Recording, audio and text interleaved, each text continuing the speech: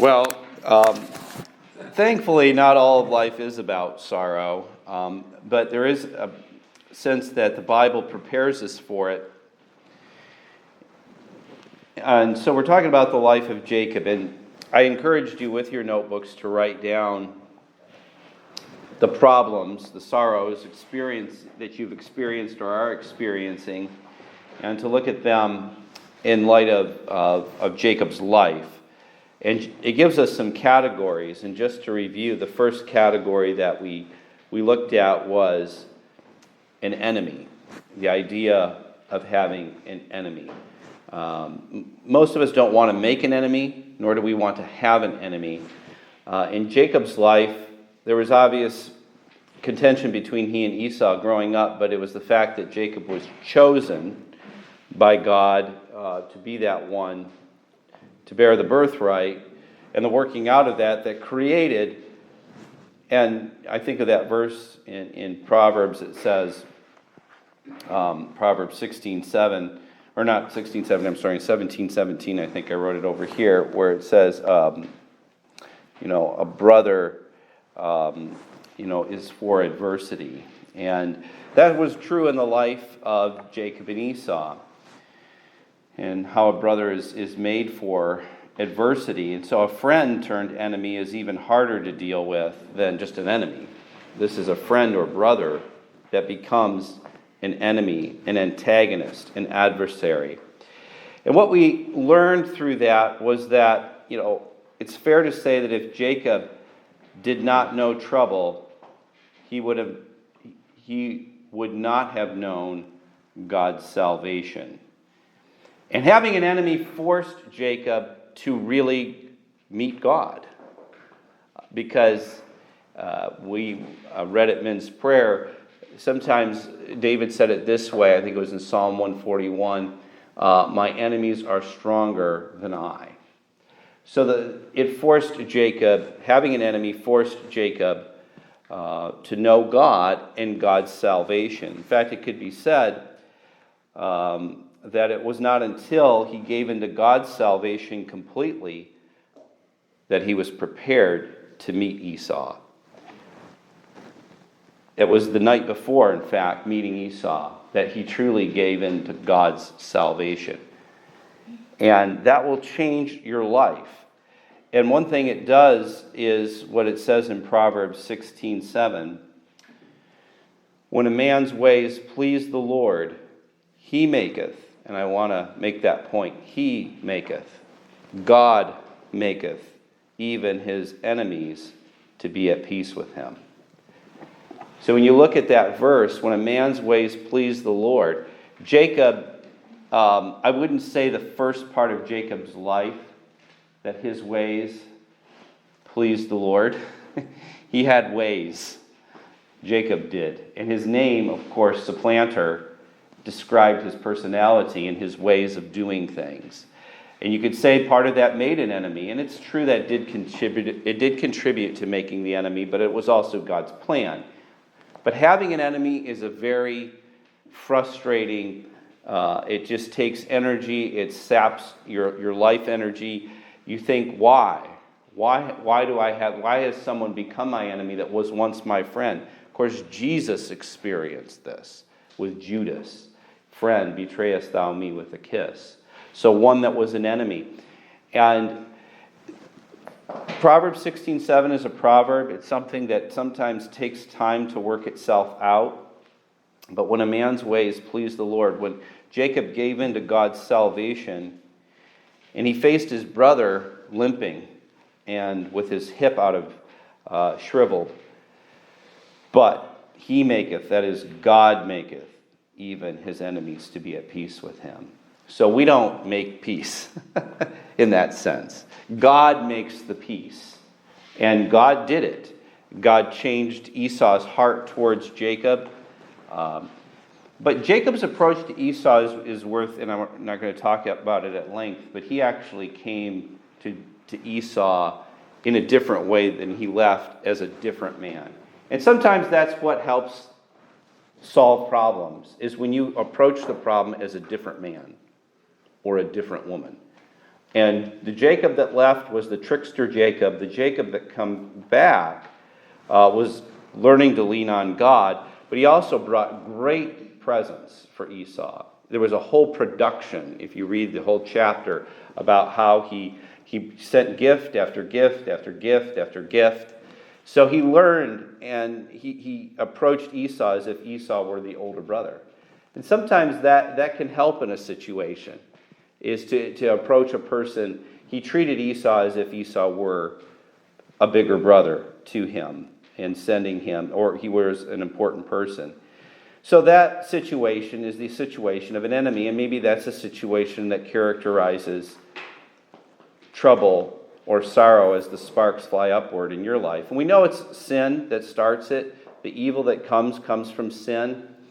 And it also comes from the idea we presented last week of a zero-sum game. And in the Garden of Eden, it wasn't that way. We had all fruit of every tree abundantly. But life presents problems under a sinful curse where only one person can have. Like if there's one donut left, I mean, you could split it. But there's only one of something, and one person wants it. And that means that if he gets it, the other person doesn't. And that can create enemies. The situation we live in under the curse can create enemies in that way. And it was 20 years in the making. The peace was 20 years in the making. And you do see it, I mean, even this week being at a funeral, you do tend to see as people get near to the end or someone who's close to them dies, it has a way of bringing people together that would otherwise, be in conflict. So these working out of things, thankfully in the case of Esau and Jacob, they were able to settle things before they died. And that's a blessing. Then we talked about a second kind of trouble or sorrow that comes into life, and that's oppression. That's the oppression trouble. And oppression occurs, and it's really defined for us in Ecclesiastes 4. You can turn there for a minute. You could say the enemy situation is when it's equals, a person with whom you're an equal, who then becomes an antagonist. But the Laban trouble that characterized the 20 years while Jacob was away from Esau was a different kind of trouble. It was the trouble of oppression. And it started off small, but it grew over time. And the writer of Ecclesiastes, giving these series of talks about life, finds that one thing that happens in life is oppression. Ecclesiastes paints life as it is. You have to wait to the end to really get the light to shine. There's little sunbursts throughout the book, but it presents this life that we live under the curse of sin. He says, "So I returned and considered all the oppressions that are done under the sun, and behold the tears of such as were oppressed, and they had no comforter. And on the side of their oppressors there was power, but they had no comforter." So this explains things in the world that we live in. It's a very realistic book. That is, sometimes people have power. Sometimes people have position. And they're in that position, and Solomon is, if he indeed is the writer, and I believe he is noticing that even as a king, he's looking out and he's seeing. In fact, this is, I think, the way the Buddhist religion started. If you know the history of Buddhism, the Buddha was I believe, a Hindu who was a prince. And he looked out over the world and he saw oppression. And he said, something's wrong. So he invented a religion. And that is the religion that is Buddhism. And it's based on trying to end oppression, but that's not going to happen through Buddhism. And yesterday we were going door to door, and we had a long conversation with a Sikh. And you talk to a Sikh, I have kindness, I want to love everybody and love everything. but it doesn't have an answer to oppression. It doesn't provide any solution to it. The truth is, until the Lord Jesus Christ returns, there will be, as it says at the end of this verse, and on the side of their oppressors there was power. And Laban had that. And he used it to make Jacob's life difficult. And he did. He accomplished that. And why did he do it? And we've said this before. Why do oppressors do it? Because they can. Okay, because they can. And there's nobody to stop them. What can be a solution to it? Well, we drew encouragement, and I think this is, it's a verse we went over. I have it as verse 12. It probably relates to 31:12. But a comfort that we can get, and this is Genesis 31:12, in oppression.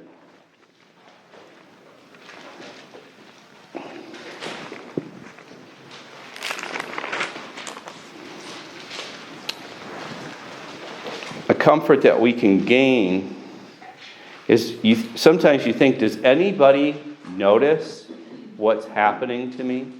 Does anybody know? Is there anybody that knows about this? And that's where a lot of our difficulties arise when we think about things. And at the very end of verse 12 of Genesis 31, God is speaking. It says the angel of God, but in the Old Testament that often refers to an appearance of God himself, or a Christophany. He says, for I have seen all, at the end of verse 12, that Laban doeth unto thee. So, does Jesus care? That chorus that sung, he does. He sees it all. And that's why he's able to say things like he bottles our tears. He knows not only how many hairs are on our head, the Bible says he's numbered them. So he knows 1 from 2 and 2 from 3. That's a knowledge it's amazing when you think about it, that God has of us. And so when we're in that situation, we think nobody cares. Nobody cares. And I know as a man, sometimes I remember different work situations, and I would get all worked up, and then I'd go take a walk, and then I'd realize, nobody cares. Nobody cares about the difficulties that I'm facing. Nobody cares. But Jesus cares. He cares. Sometimes you think there's nobody I can tell. There's nobody I can relay this to. Nobody would really understand. If I even tried to explain it to them, they couldn't understand this. Yeah, but Jesus knows. The angel of the Lord, he knows. He sees all. He knows the number of the hairs on our head. So a comfort that we can have in these areas is that he knows. And sometimes in these situations, when we're having an oppressor or a situation of oppression where the oppressor has the power, our comfort comes from one, we said, Jesus knows. Jesus knows at the end of verse 12. For I've seen all that Laban doeth unto thee. Not only did he see what was done, he saw who did it. Now, some situations, and I believe in this situation, it was God's will for them to separate. I believe it was God's will for them to separate. Laban wasn't going to stop being Laban. Okay, so yes, there are situations like Jacob and Esau where God changed Esau's heart, and God changed Jacob because God saved Jacob and made Jacob. So it made the situation tenable. It made the situation livable. But there are other situations that are not tenable and are not livable. And this is where we looked at. So first, Jesus cares. Jesus cares. He sees our trouble. And then we looked at, in Hebrews 6:16, when there's these kinds of difficulties, one thing that can arise as a solution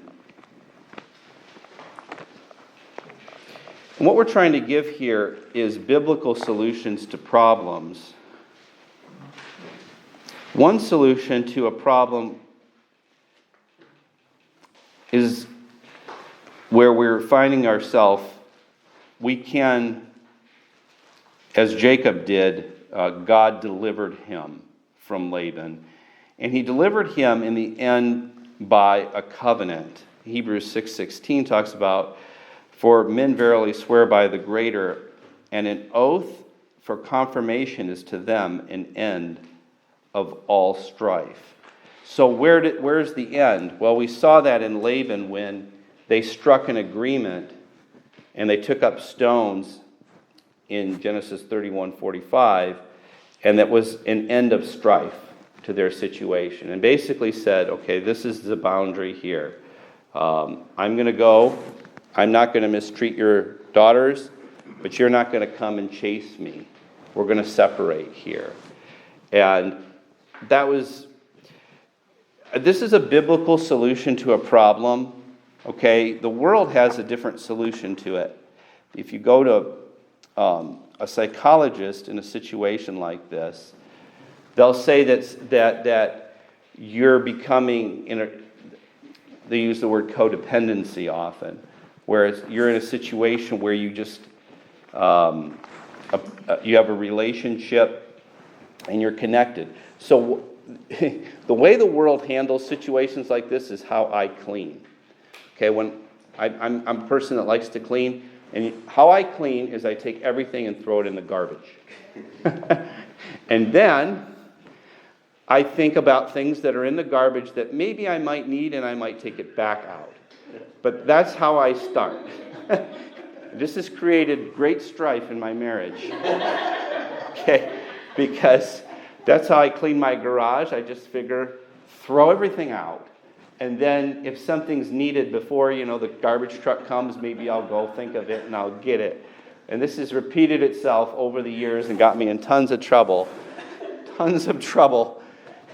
And that's, a psychologist said it this way in explaining the psychological. It says, rotate people. Rotate people. Rotate associations in relationships. In other words, get yourself a new set of friends. Get yourself a new set of people. That's a very self-centered way of thinking about it. And it's to protect you.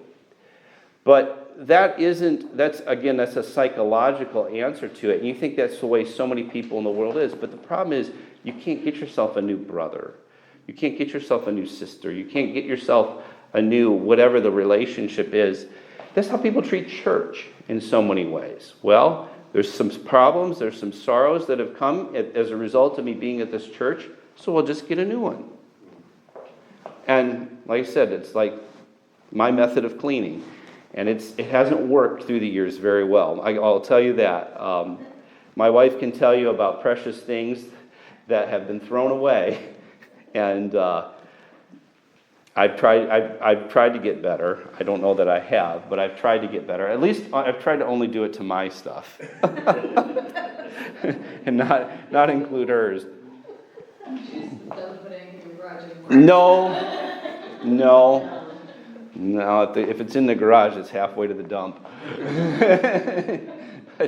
But that's how psychologists have trained people as a certain protection for themselves, is that, well, you're having difficulty here, just throw away all those friends, all those people, all those relationships, and just go get yourself some new ones.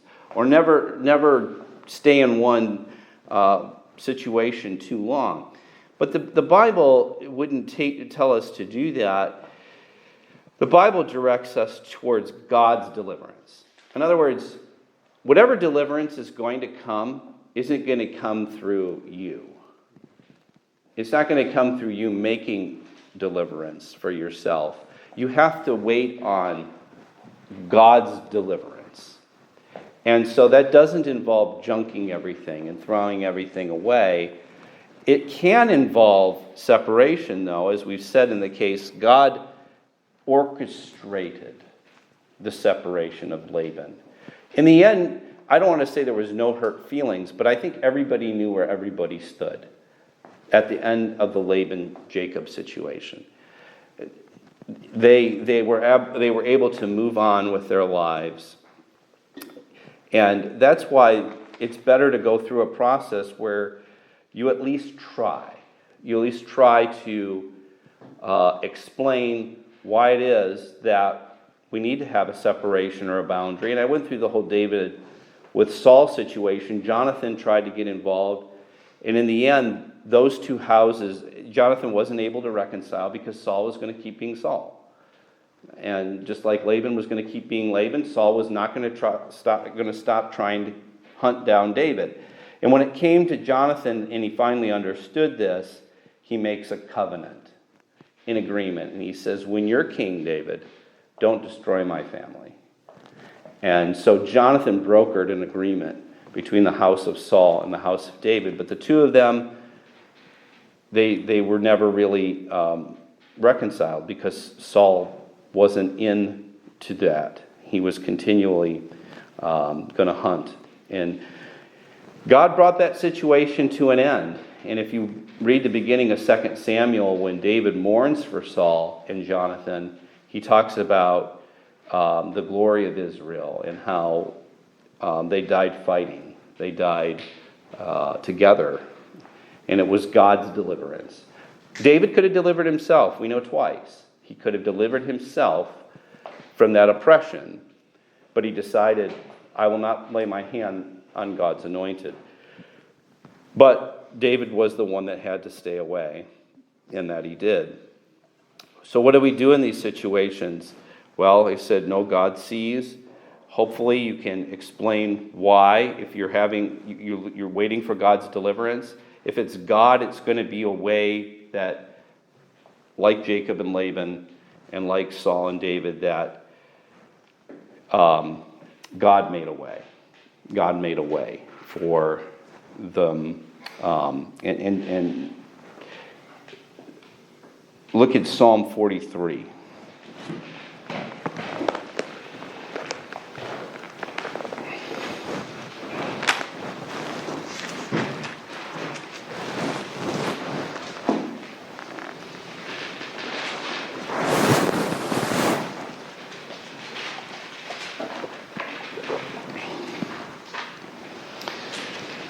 David often saying things like this.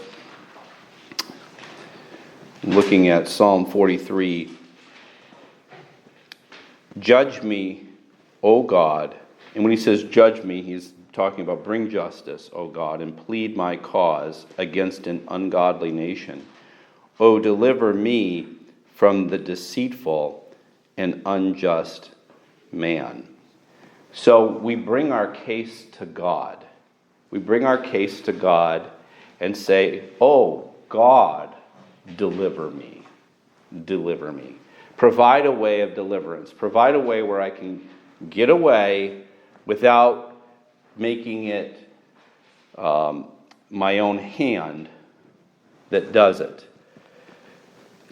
Verse 2, for thou art the God of my strength. Why dost thou cast me off? Why go I mourning? Because of the oppression of the enemy. O send out thy light and thy truth. Let them lead me.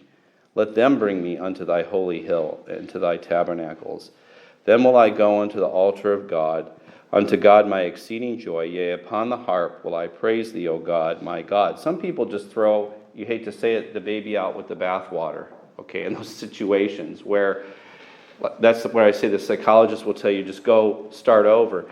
But it's better to go to God because you don't want to cast God away and take every matter into your own hands. God can make a way to bring a separation that's livable and that's tenable. And that's what David looks to God for. Verse 5, why art thou cast down, O my soul, and why art thou disquieted within me? Hope in God, for I shall yet praise him, who is the health of my countenance and my God. God can make a way of deliverance from injustice and oppression. So we talked about that. You want God's deliverance, not your own.